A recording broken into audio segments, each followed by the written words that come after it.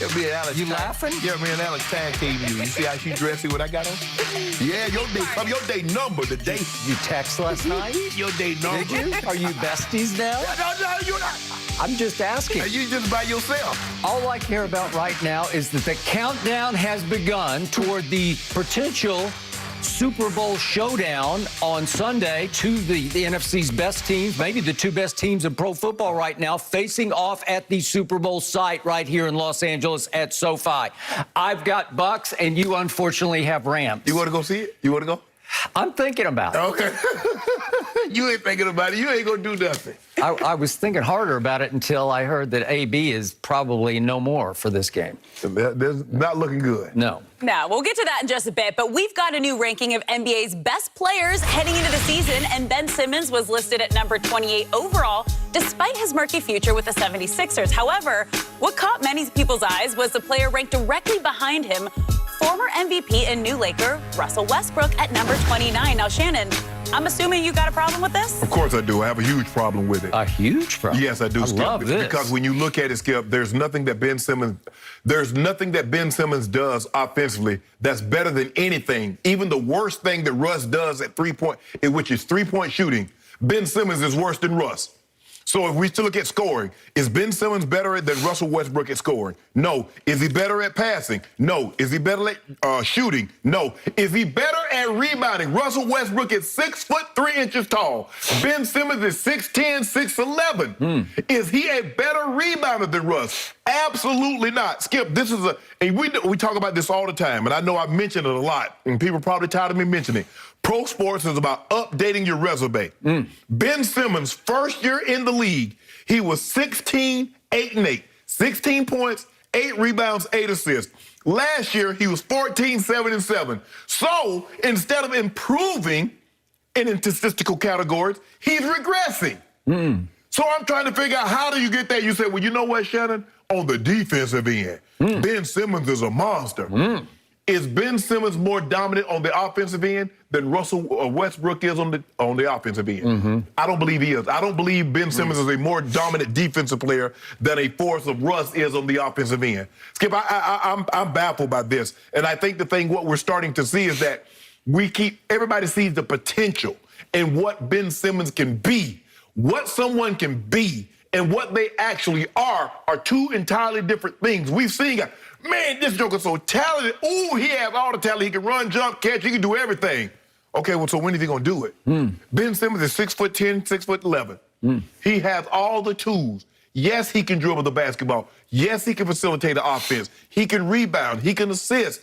But, Skip, when is that talent, when is that going to meet the potential, manifest itself on the court, and we see the finished product, and we say, well, God. There's a difference. When we look at Kevin Durant, if Kevin Durant was just 7 foot tall and he wouldn't do what he's capable of doing, we like, man, KD has it all. He's 7 foot tall. He can do this. He can do that. He does that. There have been a lot of 7 foot tall guys. Dirk was 7 foot, but he couldn't do what KD does. There are a lot of guys shorter, but they can't do what KD. So that's what makes him unique. There are a lot of guys that can't shoot in the NBA. That's not unique to Ben. But when you got a guy that's 6'10", that's supposed to be a superstar, and he's so limited offensively, Skip, I don't know how you become a superstar if you're so limited on the offensive end. And not everybody want to talk about defense, but you're in an offensive league now. Defense doesn't carry the same weight. Now, you have to play some defense, but it doesn't carry the weight like it did in the 80s and the 90s when teams were really defensive-oriented, Skip, and you saw 73-75 ball games, 80-79 ball games. Now, you don't see that. So I have a huge problem with Russell Westbrook being ranked behind Ben Simmons. Shannon Sharp, I have been trying to tell you. This validates what I have been trying to get through your stubborn head. How? Here's the point. Russell Westbrook, your new point guard of your Los Angeles Lakers, has always been supremely overrated as a winning basketball player. It is why Kevin Durant finally said, I can't take it anymore. I got to go win me a ring, so I'll join forces with that team. And I'll be the Finals MVP back-to-back years.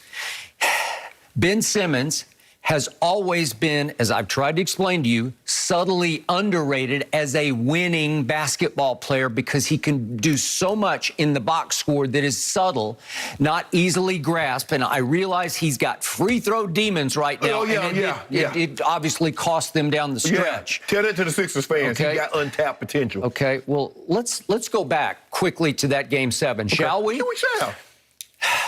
Ben Simmons has been back-to-back first-team all-defense in the NBA, and it manifests itself live and in sort of hidden sight, if you will, in that Game 7, because all the post-game focus went on. He turned down the shot because he didn't want to shoot the free throws. Yeah. And meanwhile, what was happening to Trae Young, little tiny mice Trae, as I call him? What was happening? Ben Simmons was doing a number on him in Game 7 at 6 feet 10 inches. He enveloped him. He suffocated little mice Trae and held him to 5 of 23 from the field and 2 of 11 from 3, and that should have been good enough to win that game because meanwhile, Ben Simmons did give you 8 rebounds, and guess what else he gave you? He gave you 13 assists. And you want to talk about a fast break initiator, an igniter of the fast break? Who is the fastest player in the league with the ball in his hands on the break? Russ. It is not close to Russ. It is Ben Simmons at 6'10". You can go look at the analytics. Lonzo's up in the discussion and debate also, but it is Ben Simmons. He is freakishly fast with the ball in his hands leading the break, and he is a gifted passer. He's a far more gifted passer than Russell Westbrook is. But the question is, okay, yes, he has more gifts, but what good are gifts if you can't use them, if you don't have them on display? Okay, and furthermore, I'm going to finish on Game 7 because we know what happened after the game. We're going to talk about exactly what Doc did or didn't say after the game. We'll talk about that in a little while because he might be doing a little damage control, a little spin control, or he might be telling some truth there, but we'll get into that. Okay. Ben Simmons just Joel Embiid just flat out threw Ben right under the bus after the game, and yet I look at the box score now and I just now realize, wait a second. Joel Embiid had a nice game, but he had 8 turnovers. Did that cost them? That's 8. That's a lot of turnovers. Yes. So I look at plus minus in this Game 7 at home. They should have won it. And I'm looking at all the players who played significant minutes in this game, and only one has a plus.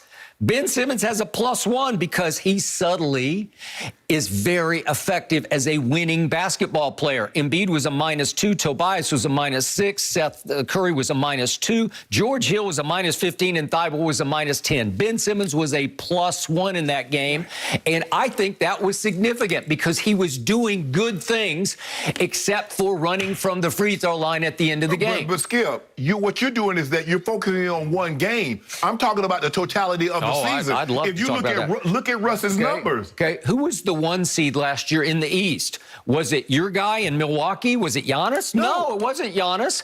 Was it Maestre's team? No, it wasn't Maestre's team. We could go on and on. Who else in the East did you? Oh, it was Philadelphia. Right. And was that because Ben Simmons was probably the most effective and valuable player on that team? Oh, whoa. I noticed you mentioned Game 7, but mention 1, 2, 3, 4, 5, 6. How did he do in those games? Well, they did win 3 of them. Yeah, but hold on. You're the number 1 seed. You just talked about how great the number 1 seed was. You lost to a lower seed.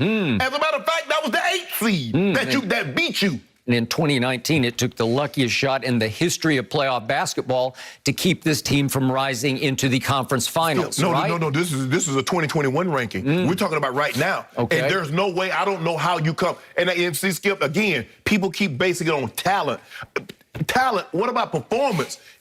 Russ averaged more points, more rebounds, more assists. And the one thing we know, maybe to his fault, Russ is never afraid. He like bone crusher and kill him. He never scared. You got that right. Your guy, Skip, your guy's scared. He on the basketball court. He's scared to shoot. Really?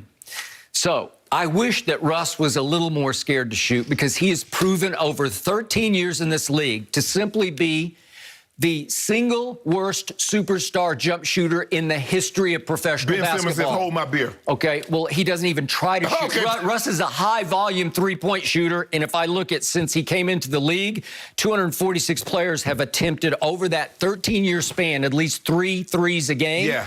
And he ranks, of the 246, third from the bottom. It's just Josh Jackson and Baron Davis are below him.